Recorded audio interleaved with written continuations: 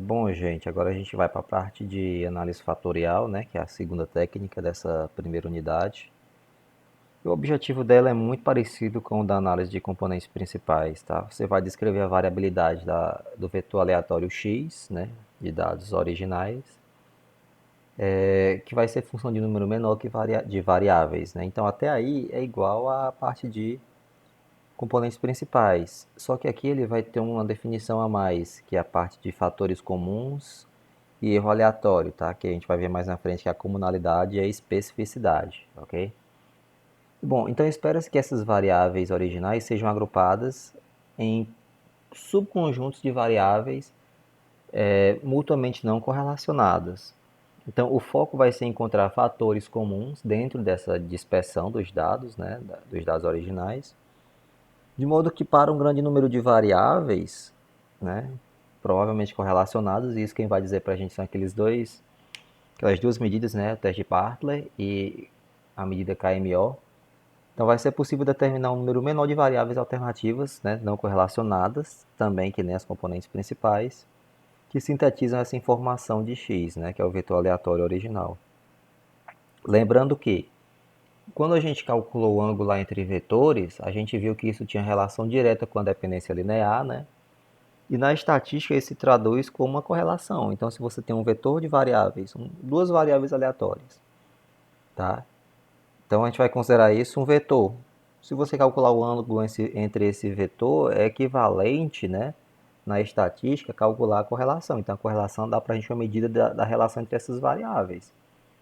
Quanto mais distante elas estiverem, ou seja, a correlação menor, mais próximo de zero no caso, elas vão estar formando um ângulo próximo de 90 graus, ok? Ou seja, vão estar perpendiculares, né? Pode ser 90 ou 270, 180, tá? Beleza, gente? Então, ó, começando com um exemplo para ficar mais claro. Se a gente considera um grupo de pessoas, tá? Que são dessas pessoas a gente considera algumas variáveis relacionadas à dimensão, por exemplo, peso, altura, comprimento dos braços, pernas e do tórax, a gente vai ter também variáveis nesse mesmo banco de dados relacionadas às preferências, roupas, alimentos e entretenimento. Então, nesse exemplo, é que a gente vai ter dois grandes grupos de variáveis, dimensões, né, e preferências. Então, seria talvez mais complicado e um pouco sem sentido criar um índice contendo todas as variáveis. Então, talvez fosse legal criar um índice relacionado só à dimensão, as dimensões, né, que foram medidas, e outro relacionado às preferências, tá? Então, seria legal um índice para medida corporal e outro para preferência, que nem está aqui, né, no material, né, que daria uma interpretação mais simples. Essa técnica foi introduzida por Spearman em 1904 e o objetivo dela vai ser descrever a variabilidade x em termos de variáveis latentes, que a gente vai chamar isso mais na frente de fatores comuns, tá? Então, para isso a gente vai considerar a notação básica, né? Um vetor aleatório de dimensão p, ou seja, eu vou ter p variáveis. Associado a esse vetor aleatório, eu vou ter um vetor de médias, uma matriz de variância e covariância e uma matriz de correlação, ok? A gente vai considerar z, né? A variável z e as variáveis padronizadas para ir de 1 a p. E P vai ser matriz de variância e covariância de Z, né? Então isso eu já falei no material para vocês, inclusive na parte prática, beleza? Então essa análise fatorial vai ser agora a partir de P, que é a matriz de correlação dos dados originais, ok?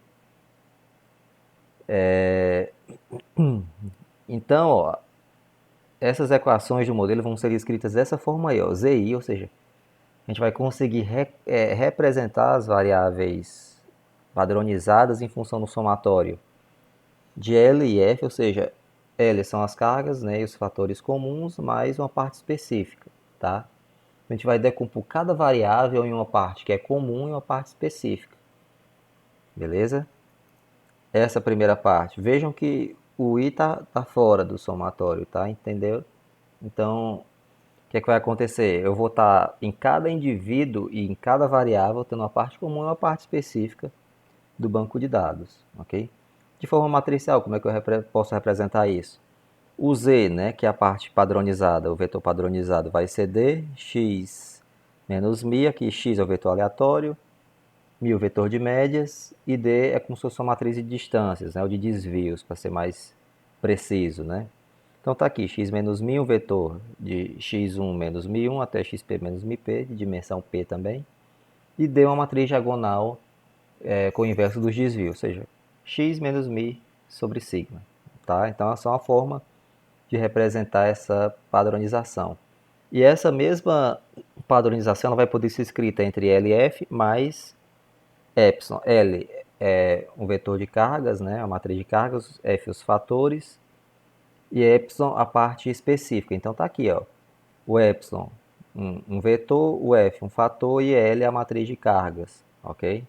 Que a gente chama de loadings também, mesma ideia lá de componentes principais. Então a gente vai decompor as variáveis originais, né, em duas partes. Fica bem simples essa ideia, então a gente vai se atentar a isso, ok? Então, ó, esse F é um vetor aleatório com M fatores não observáveis, tá? Que descreve uns elementos do estudo.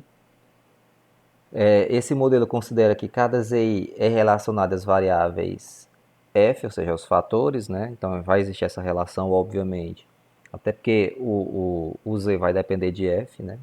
Epsilon é um vetor aleatório, de erros aleatórios, desse ZI, e o coeficiente, né, ou a carga Li, da iésima variável da zésima, no jésimo fator Fj, ok? Então, basicamente, aqui só está escrito o que tem nessa primeira parte, que eu vou conseguir representar o ZI através desse somatório duplo, tá? Esses fatores, como propriedades, eles devem ser ortogonais. Então, lembra novamente que a ortogonalidade vem lá daquela parte em que eu tenho EI' vezes EI igual a 1, e EI vezes EIJ, para diferente de J, né, igual a 0, ou seja, esses vetores são linearmente independentes entre si, ok?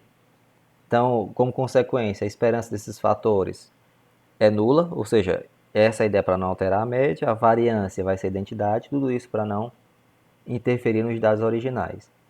E a esperança do erro é esse vetor de zeros. Então, tudo isso é para que quando você transforme o ZI na parte comum, mas na específica, não haja interferência desses fatores e o erro tenda a zero, ok? Então, na próxima aula a gente continua essa parte de análise fatorial.